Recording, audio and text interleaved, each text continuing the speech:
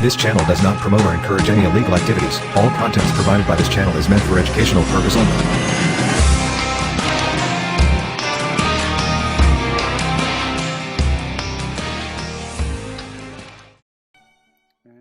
The more I think about it, the more I am convinced that it is extremely difficult to come up with clear evidence for written history prior to 1700. What I struggle with about our recent past is a good understanding of the possible relationship between multiple reset events, natural cataclysms, or worldwide wars. I want to share the picture that is emerging for me. I get the impression that there are two relevant Earth-spanning reset events that define our current society. A great, almost complete reset around 500 to 600 years ago, and another reset caused by an Earth-spanning post-reset war over the resources and power in the new post-reset world. I suggest that there was a natural cataclysm around 500 to 600 years ago, followed by a time of civil renewal, but also political intrigues and power struggles, especially between 1600 and 1800, which then epically and tragically culminated in a world war sometime around 1800 between two factions, one of which has been omitted from history, probably the one that lost. This Earth-spanning conflict wasn't short, but lasted decades, and it only ended around 1900, at least when the cleanup period of swallowing the remnants of the old kingdoms, Mughal India, Tokugawa Japan, Qing China, Free Tartary, etc., is taken into consideration as well. Around 1,000 years ago, the first efforts are made to map the new post-flood world with the Mappa Mundus. Julius Caesar lives during that time and creates the first maps by sending out teams of scouts and researchers. Kingdoms and authorities get established, trading flourishes, money is used extensively, the golden age of the Middle Ages before the Little Ice Age starts. Around 600 to 800 years ago, another Earth-spanning catastrophe happens. Earth is expanding and the modern oceans are created. The continent of modern America splits off from Asia. Most of the kingdoms suffer greatly. Climate gets worse. The last survivors of the pre-flood civilizations die out, giants, as well as mythical creatures like unicorns, and failures from genetic experiments. Between 1400 and 1700, kingdoms and empires recover. Life goes on, even though it's a bit more difficult than before. The 4 seasons we know today as our normal weather patterns are established. The concept of religion is born because after the 1400 catastrophe, the memories of what the Gnostics and other groups tried to achieve fades away. The independent Gnostic groups fight against the corrupt church institutions in Central Europe and elsewhere. For we wrestle not against flesh and blood, but against principalities, against powers, against the rulers of the darkness of this world, against spiritual wickedness in high places. They understand that evil creates pyramidal chain of commands that transcend individuals. Writings are shared between those groups, which are rewritten by the Vatican Church during 1600 to 1800 and published as the canonical and censored Bible. The 30 Years' War in the 17th century is an encrypted and highly distorted memory of that fight. The Jesuit Vatican Church and the secret societies connected to them decide to add 1,000 years to recent history and invent a new calendar, which is to be enforced worldwide.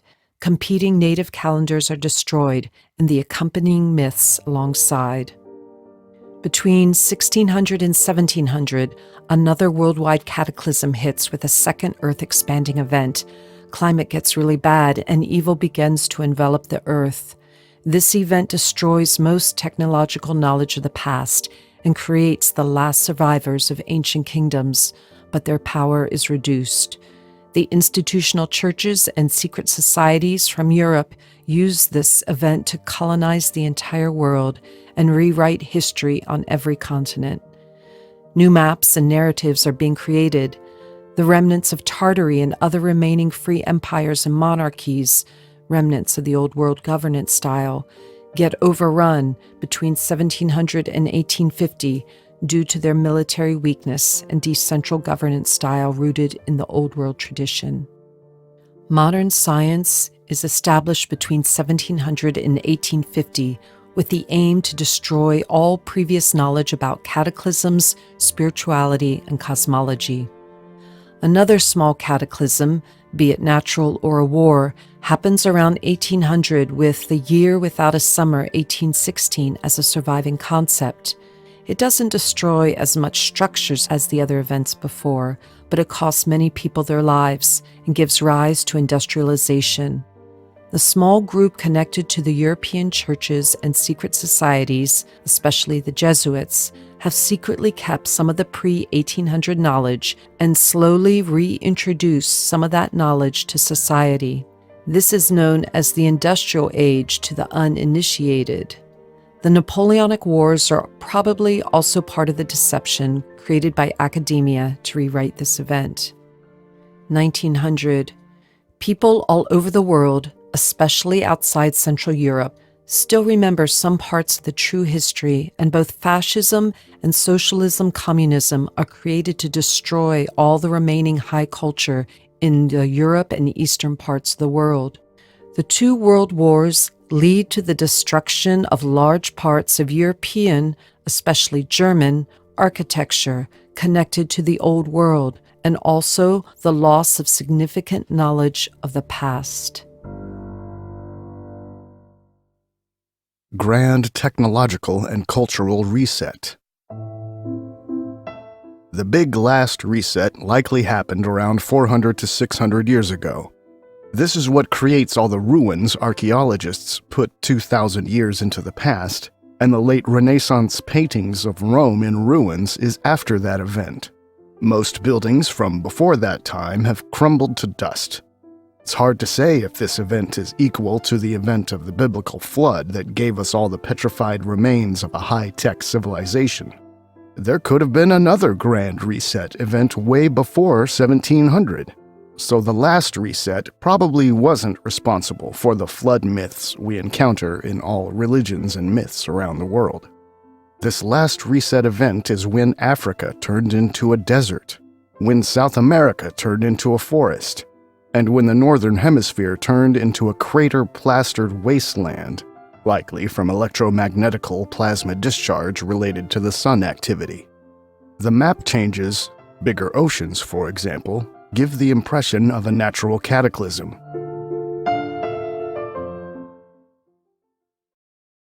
World War of 1800. Originally, I thought whatever happened around 1800 was another natural cataclysm, but it starts to look more and more like a world war. This war of sorts is also what causes what is often called the mud flood. It creates all the half-buried buildings, and the destroyed American cities happen at the same time or shortly afterwards.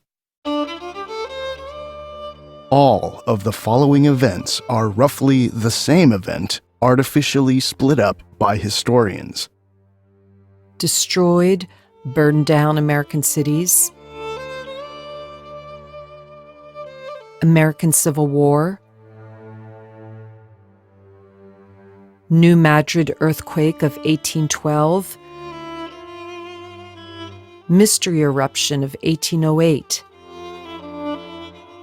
Great Comet of 1811. War of 1812. The Year Without a Summer, 1816. Napoleon New Order in Europe. Mud-flooded buildings. Both events, the Great Reset 400 to 600 years ago and the World War of 1800, would be tied together because what's most interesting is what happened in between. I think the universal Renaissance-style architecture is evidence that after the last big cataclysm, a unified civilization built the neoclassical architecture and cities all over the world within a very short time period. It was a massive post-catastrophe effort of rebuilding society anew everywhere. And despite the cataclysm ending the classical age, they had so many resources and knowledge left that they were able to build all those buildings. All of the post-reset architecture we see today was built in such a small time frame that we can't comprehend this effort with our current understanding of how buildings can be built. Previously, I have suggested that, for example, the American War of Independence was probably not a war between the USA and Great Britain, but a war between USA, Great Britain on one side, and the original inhabitants of North America on the other side. How do you manage to change the history of something like the American War of Independence? Simple. Just like the war between the Western forces and Russian Tartary became the war between Western forces, Napoleon versus Moscow, you simply omit the enemy from the list and draw some arbitrary lines between the Western forces. Note that the true enemy of the Westerners had to be included somehow. Similar as the Tartars became mercenaries, the American Tartars became American Indians, conveniently on both sides, so historians would not become suspicious when coming across historical evidence for an obvious conflict between natives and Westerners during the war. We are told the American Indians willingly traded in their independence for alcohol and weapons. But what if they only succumbed to alcohol after their entire civilization was destroyed and the only thing that was left were a couple of tents? There is also some evidence that the powers that be did a similar trick with Napoleon in Russia and hid the true enemy. This is roughly what I think happened 200 years ago, not only in the US but on many continents. The real enemy of the World War of 1800 has been omitted from history. They were the original builders of the Renaissance-style architecture, and unfortunately, they lost to the forces of darkness.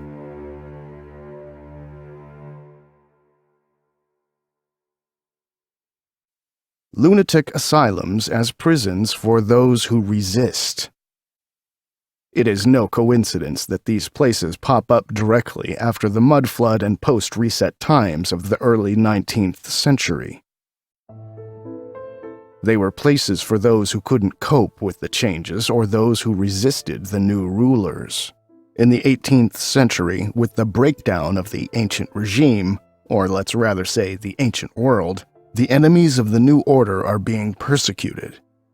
It is an open battle that lasts for a couple of decades. New kingdoms and governments form. Free thinkers and knowledge are being destroyed. After maybe 2 generations, let's say in the beginning of the 19th century, the cabal is in power, but there are still people who won't give in and/or can't function in the new world.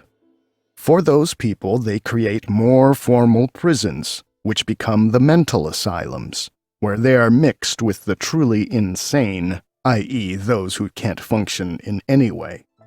We can think of those institutions as prisons for both the resistance as well as places to collect those negatively affected by the past cataclysm.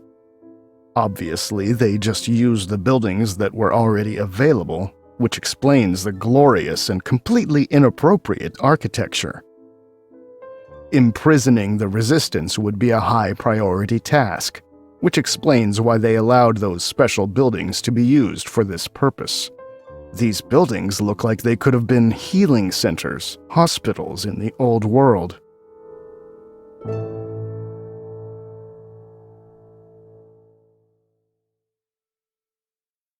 Observations, suggestions.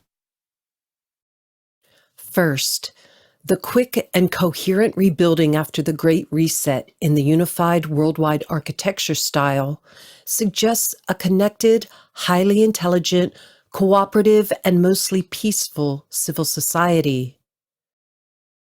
Second, in those times, There exist already elements that divide and conquer, but they still don't have the power to overthrow society. The authoritarian Western European states connected to the Vatican, especially Italy, France, and Spain. The evidence we have for what's commonly called the mud flood in the 19th century is surprising, because it means that within a couple hundred years of the last reset, something happened again. But this time, most of the cities were still functional afterwards. So maybe in reality we are looking at a world war of sorts, or Earth-spanning accident, or both. A post-reset world war as a consequence of malfunctioning free energy devices built into all the buildings, thus attracting the mud? Or simply a world war where Europe was the winner? I don't think the building sank. For some reason, the soil came from above without harming the buildings.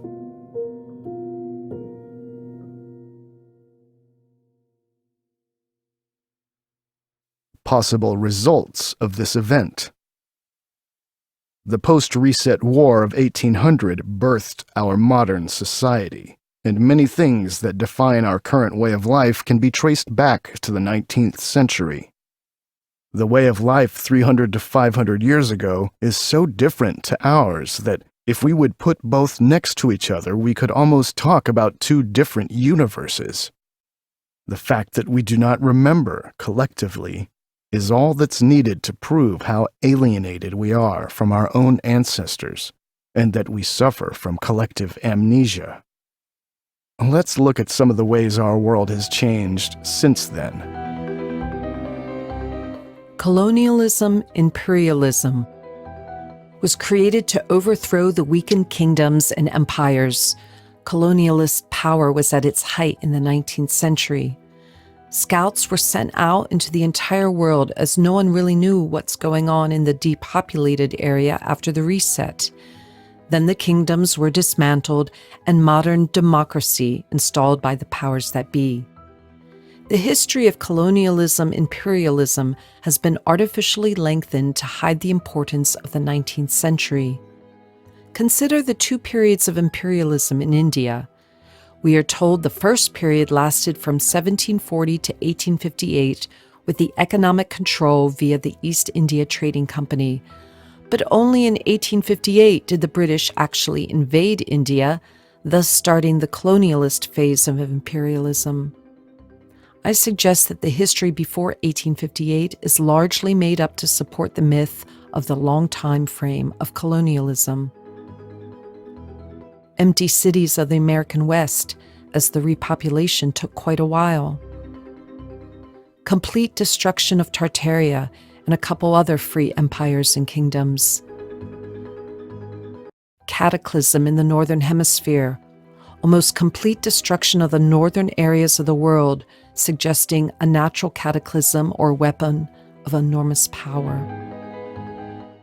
Massive destruction of Roman-style cities in North America to support the concept that North America was only inhabited by primitive natives. Industrialization and robber barons to reintroduce stolen knowledge, full effect of industrialization not felt until the 1840s. Worldwide coordinated effort of running the world fairs to bring the stolen knowledge to the masses first started around 1860. Lunatic asylums to control the dissidents and those in shock first came up around 1800 to 1840. Modern medicine and education as crowd control, mandatory schooling emanating from Europe in the 18th century. Orphan trains and church-run foundling business to repopulate the depopulated areas of the world. Tasking Freemasons to organize the free post-reset masonry. Modern science is being forced on the population. People always rejected the nihilistic science and wanted to reconnect to the spiritual traditions of old, but this was actively prevented and still is. Central banking was created to control the economy on a central level. Clash between communism and fascism and the two world wars to destroy the traditional way of life in Europe and Asia.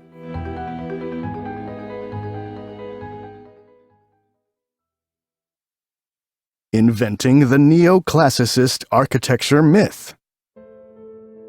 Around 100 years ago, even though we do not have any written evidence for it, there likely was a worldwide effort to redate the architectural remains of the unified culture of the past. Most of the buildings in Europe were simply redated to 1890 to 1910, and those dates were often chiseled or painted on the front of the houses. Since it was such a coordinated effort, and all evidence of the existence of this architecture pre-neoclassicism has been purged, it suggests a united secret force behind most nations already at the turn of the 19th to the 20th century. When I lived in Hamburg, Germany, I discovered a building with two dates on its front. It said, donated in 1535, built in 1914. Who needs 400 years to build a house?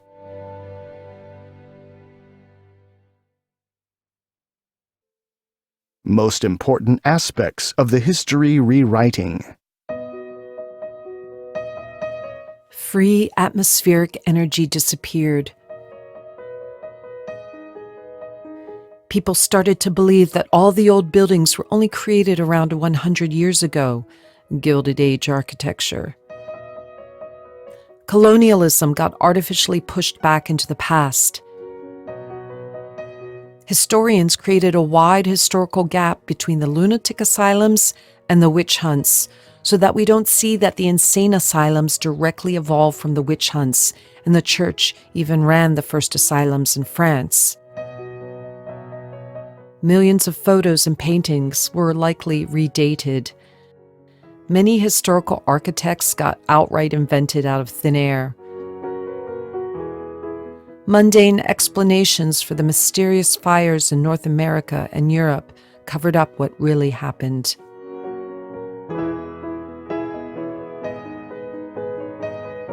Surprisingly, even though it does not feel like that in our daily lives, we are only a couple hundred years away from the old world free energy culture that many unconsciously remember and long for in the alienated world we live in today.